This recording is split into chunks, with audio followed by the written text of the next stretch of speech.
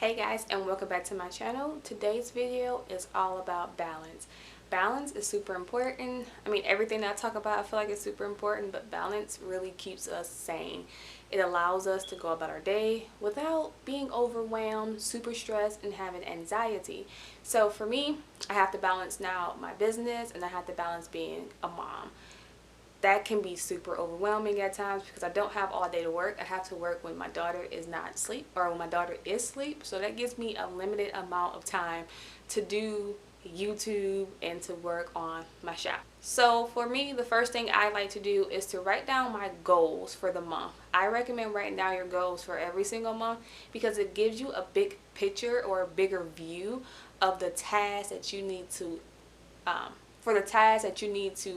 complete in order to reach that goal. So I like to write down my goals, and I'm very realistic about my goals. I'm not going to say, oh, I'm going to push out 12 videos knowing that I don't have time to do so. So for me, I like to push out one video a week. So to be consistent, I would say maybe record 3 to 4 videos, because there may be a week where something might happen and I just can't do it. So to give myself grace, I'm going to shoot for recording 3 or 4 videos, so that way I know what to do each week in order to obtain that goal. The second thing is to list what's important. So this means appointments. Maybe you have a birthday gathering that you want to go to.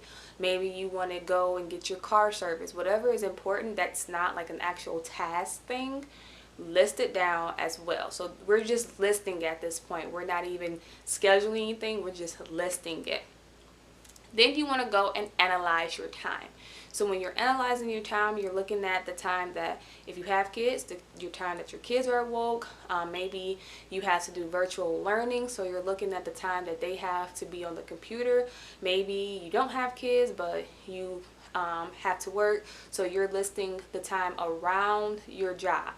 Everything that you have something already done, like I said, the kids might have to be at school, you may have to be at work, maybe hubby comes home, so you want to spend time with him a little bit, black it out. So that way you can't schedule anything in those time frames, and that gives you a good idea of like family time, important time, whatever. So you're not overlapping things, you're not overwhelming yourself, you're not being neglectful to like your life requirements as well, if that makes sense. So for me, analyzing my time, I like to block out the time that my daughter is woke. So usually from 10 to about 1:30, 2 o'clock, I block that out and I won't do anything at all. And then maybe around 4:30, all the way up until about 9:30, I block that out as well.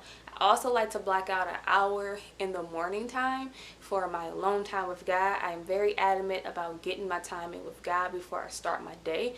Pretty sure I made a video about that. If I didn't, that will be on my list. But I definitely like to block out some time in the morning for God specifically. So after you analyze your time, you want to go into planning using the allocation method. So you go into your days and you want to start putting in your tasks that you want to get done. So for me, I like to separate recording videos and separate starting a new collection, because those take like time. Sometimes it can take me an hour to an hour and a half to record a video, and sometimes it can take me an hour to an hour and a half to start a collection. And because I work when my child is asleep, I only have maybe 2 to 3 hours, so I don't want to spend that entire time frame doing 2 big tasks when I can do one daunting task, and then the rest of the time I have, I can break it up and do 2 or 3 smaller tasks. You're not going to be super efficient in it because one task can tire you out, so when you start the next task, you're going to be already tired, so it's going to be kind of like not good quality. And I always say do quality over quantity. So just do one big task and then do 2 smaller tasks. Also, you want to keep in mind error and changes. So say for instance you're recording a video. If you're recording a video and you say it's going to take you an hour, but then it takes you an hour and a half, you might want to schedule, just like I said, the 2 or 3 smaller tasks, because then if it goes over the time that you set aside for it, you don't have to be super upset. You can just take one of those tasks off and move it to another day, or move it to later on in that day. So never just jam pack your day with a bunch of tasks, because things happen, things change. You may have to go run out to the store, and that's taken away from what you need to do. So just keep that in mind when you are allocating your time. The next thing you're going to do is actually implement it. So now that we've gotten to this day, we are here, we are officially looking at our planner, and we're looking at what tasks we set up for that day. You want to make sure you implement it. Do it. So as you're working, take your phone, put it up. No distractions. Another thing that I like to do is block time aside. And when I say block, I don't mean specific time. I mean the amount of time. So like I was saying before, if I'm working while my daughter is asleep, I'm giving myself an hour, maybe an hour and a half to record a video, and then I'm moving on to the next task. Because if you don't give yourself an actual deadline, you will spend time and you will just linger on it. So if recording a video is not working for me that day, scratch it, I'm moving on to the next thing. So that way I'm still getting something accomplished, even if I didn't get the main thing accomplished. You always want to do something. And if that's not working out, it may not be the day for it. Move on to your next task. That could work out, and you're not losing. Like literally, you're accomplishing something, and it's going to be quality work, and it's going to be efficient for you. Whether instead of just spending time on something and then just like forcing yourself to do it. Because once you force yourself to work on something, I've noticed the quality of it sucks. You don't really want to do it, and honestly, it's not good. Like, just take my word for it. It is not good. Especially if you're recording a video or working on product to sell.